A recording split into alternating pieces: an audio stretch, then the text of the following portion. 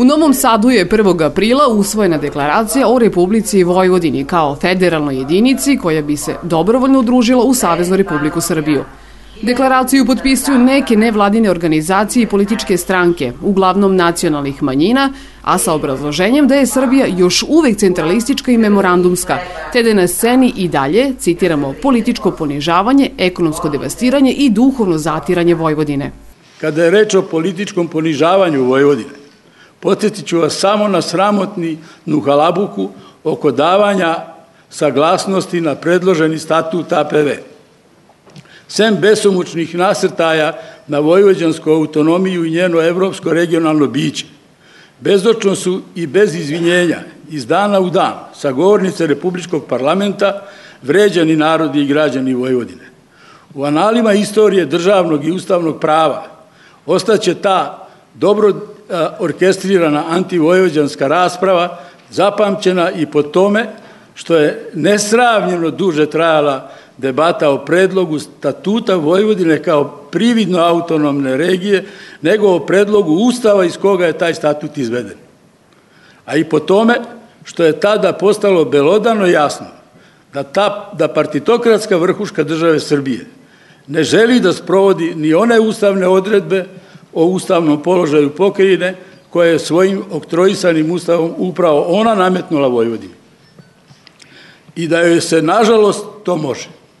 24 godine Vojvodina je u opsadnom stanju, Vojvodina je praktično srbijanska kolonija. Mi smatramo da sve to treba promeniti, ali zato nam je potreban novi ustav i zbog toga mi se zalažemo za Saveznu republiku sa Srbijom, a Vojvodina da ima status republike. Dakle, Savezna republika Srbija, ajde to da uđe u zapisnik, što se kaže, jeste jedna vrsta ciničnog, brutalnog, da ne kažem, bezobraznog predloga koji očigledno aludira na Saveznu republiku Jugoslaviju i njenu sudbinu, odnosno sudbinu zajednice Srbije i Crne Gore.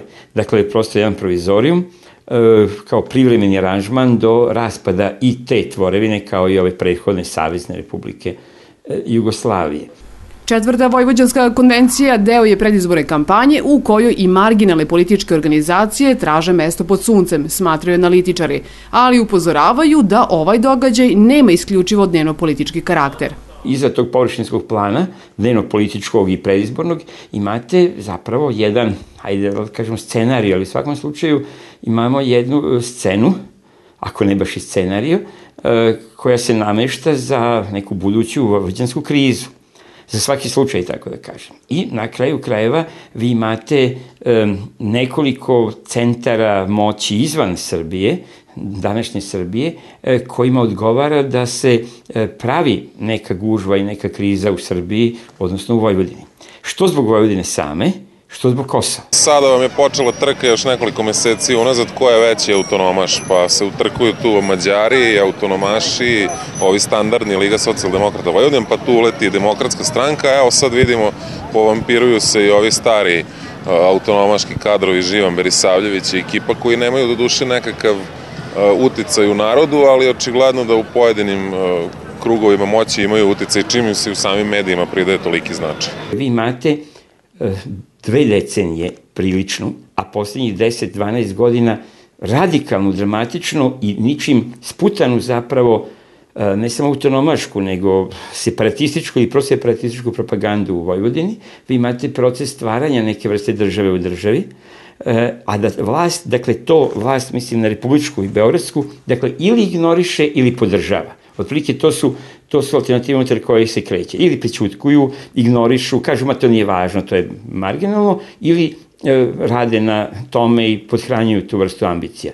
Ideja o Republici Vojvodini nije nova niti originalna. Još između 2 svetska rata, deo prečanske opozicije uz podršku hrvatskih stranaka tražio je za Vojvodinu status federalne jedinice, a tu ideju preuzela je privremeno Komunistička partija Jugoslavije. Posle raspada SFRJ 1993. tu ideju obnovili su neki od učesnika potonje konvencije, a zahtev Vojvodina Republika godinama je bio programsko načelo Lige socijaldemokrata Vojvodine. Zato je mnogi iznenadilo to što se ova stranka nije pridružila skupu na Novosadskom Spensu.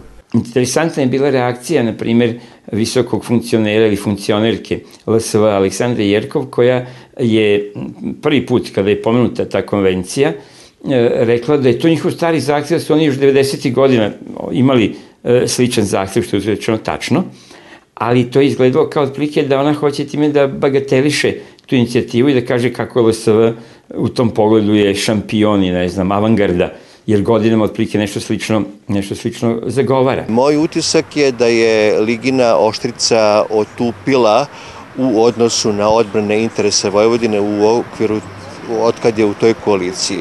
Po našem uverenju, najbolje interese Vojvodine u Republičkom parlamentu brani Savez vojvođanskih Mađara. Treba biti realan da postoje oni koji propagiraju, nažalost, jednu takvu ideju, kažem, neki otvoreno kao ta grupa ljudi okupljenih oko, kažem, bivše autonomaške, vrhuške, komunističke, a postoji oni koji polako jednim maršem kroz institucije, kako bi to rekao Gramsci, pokušavaju isto da dođu u suštini do te ideje, ali je nazivaju drugačije, kao što sam rekao, nazivaju je nekakva puna zakonodavna, izvršna i sudska vlast, a u suštini to je federalizacija Vojvodine i usvajanjem ovog statuta koji je trenutno još uvek na snazi su udareni temelji, nažalost, za dalju razgradnju Srbije i za federalizaciju Srbije. U deklaraciju je kao fusnota unet stav Saveza vojvođanskih Mađara da Vojvodina treba da ostane autonomija, ali sa širim nadležnostima od postojećih. Mi ne mislimo da Srbija treba da se organizuje kao savezna država i unutar toga ne mislimo da Vojvodina treba da bude republika. Mi se zalažemo za unitarnu Srbiju, zalažemo se za Vojvodinu unutar nje sa širokom autonomijom, a ta široka autonomija bi trebala da znači jednu finansijsku samostalnost, zakonodavnu, izvršnu vlast i delimičnu sudsku. Na skupu se inače nisu pojavili najavljeni predstavnici Demokratskog saveza Hrvata u Vojvodini zbog, kako su objasnili, koalicijonog sporazuma sa Demokratskom strankom, ali su mu prisustvovali predstavnici i Vojvođanskog preokreta, odnosno Liberalno-demokratske partije, kao i Nezavisno društvo novinara Vojvodine. Bilo je razlika u viđenju optimalnog ustavnog položaja Vojvodine, ali su se svi složili da je aktuelni ustav generator sveukupne društvene krize i da ga zato treba menjati. 56,07% građanke i građane Vojvodine nije podržao ovaj ustav.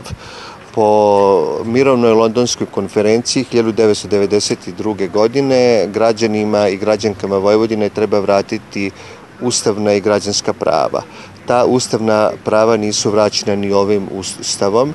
Mi smatramo da ta ustavna prava podrazumevaju federalizam u složenoj državi sa Srbijom i da ta ustavna prava podrazumevaju zakonodavnu, sudsku i izvršnu vlast, zatim raspolaganje imovinom, izvornim prihodima i prirodnim i radno stvorenim sredstvima. Ustav je Ustav države Srbije. U Ustavu su glasali svi građani Srbije i u tom smislu Ustav je podržan od strane naroda na referendumu i usvojen. Argumenti gospodina Subotića ne stoje iz jednog prostog razloga. Evo, već 12 godina Vojvodinom vladaju ti koji sebe nazivaju autonomašima, puna su im usta Vojvodine i sam gospodin Subotić je bio u toj vlasti u određenom periodu, a Vojvodina nikad lošije ne stoji i ekonomski, i socijalno i u svakom drugom pogledu. Znači, plate su nam niže od proseka Srbije prvi put u istoriji. U Vojvodini imamo veći broj nezaposlenih nego na nivou Srbije i sve to govori da od cele te priče i povike o autonomiji smo dobili kao u onoj priči držite lopova, samo se o tome viče, a građani Vojvodine žive svakim danom gore i to je neki bilans 12 godina vladavine, kažemo, onih kojima su pune usta Vojvodine. Pošto svi ili većina loše žive, onda ta vrsta propagande neko x, y radi, a Beograd se gradi, pada uvijek na plodno tle. I ne samo, da budemo pošteni, ne samo u Vojvodini, ne samo u Novom Sadu, nego i u Kragujevcu, u Nišu, Batočini, nemam pojma, Aranđelovcu ili Aleksincu, vi možete naći ljude, manje možda nego ovde u Novom Sadu, ali svejedno ih ima koji su jako ljuti na Beograd i na beogradizaciju i centralizaciju. I nije tu Beograd nevin, da se mi razumemo, ali i ta beogradska elita ili elita iz kruga dvojke koja zaista deluje malo autistično, zagledana samo u svoj pupak, u svoje probleme, svoje intrige, svoje interese na kraju krajeva ili na početka i onda sve drugo što su problemi Srbije, ostatka Srbije, malo kao da ih manje zanima. I sad, to je jedna strana problema. S druge strane, to onda koriste ove snage da nešto što su problemi koji su realni, tranzicioni problemi, kažem, društva koje je prošlo kroz rat, kroz raspad države, kroz tešku i nakaradnu ekonomsku reformu i privatizaciju, dakle, da zloupotrebe i kažu neko drugi, odnosno Beograd, Srbija, Srbi su krivi za to. Ne pljačka Beograd, Vojvodinu ne pljačka Niš. Vojvodinu nažalost, pljačkaju oni koji čine vlast u Banovini, oni koji čine vlast u Skupštini Vojvodine i sve što smo mi od autonomije, nažalost, dobili je jedna potpuno odnarođena oligarhija koja živi na grbači ono malo vojvođanske privrede što je ostalo i koja živi na grbači onog broja ljudi koji su ostali u Vojvodini da rade. Živan Berisavljević je, govoreći na skupu, upozorio da će svako odlaganje rešavanja takozvanog vojvođanskog pitanja neizbežno dovesti do njegovog zaoštravanja i internacionalizacije, a bilo je i predloga o raspisivanju referenduma o statusu pokrajine. U krajnjoj liniji, nakon godinu dana od izbora, odnosno od ove konvencije, ukoliko ne bude bilo sluha za ovo, možemo da pokrenemo inicijativu za raspisivanje referenduma u Vojvodini, Vojvodina republika sa Srbijom. Kroz godinu, 2 dana možemo očekivati, dakle, i otvorene zahteve za referendumom, pa smo čak u javnosti imali licitiranje sa tim da bi, 2018. godina bilo baš zgodan trenutak za referendum o samostalnosti Vojvodine, a svo vreme, umeđu vremenu, dakle, imate jedan predani, tiši, nekada malo uočljiviji, nekada pritajeniji rad na stvaranju takozvanog vojvođanskog identiteta i onoga što ja zovem crnogorizacijom Vojvodine. Dakle, od jednog regionalnog, lokal-patriotskog identiteta, mic po mic, korak po korak se stvara neki kvazi-nacionalni, pa onda i kvazi-državni identitet.